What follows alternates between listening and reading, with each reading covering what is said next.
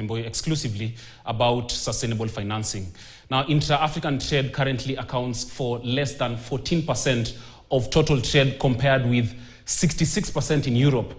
Yet, looming expiry of the African Growth and Opportunity Act could disrupt efforts for the continent to the US. But PwC East Africa Market Senior Partner Peter Ngahu says the shift may create a bigger opportunity, deepening trade within Africa. I think the challenge for African countries, particularly in sub-Saharan Africa, and taking advantage of things like the AfCFTA, is to strengthen intra-Africa trade, to plug the gaps that we are seeing with reduced opportunities, particularly with exports to the US in the new policy shift by the US.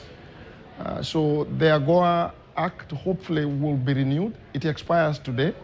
It's been a key source of trade for sub-Saharan Africa, and Kenya in particular has been a big beneficiary of exports to the US.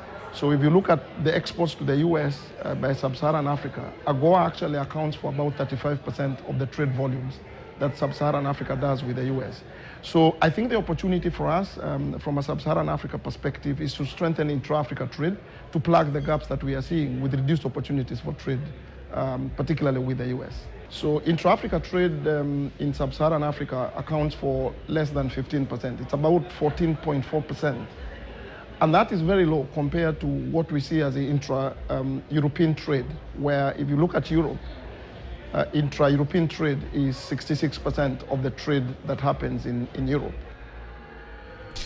We have got to tap into intra-Africa trade because 14% is low, especially compared to 60%.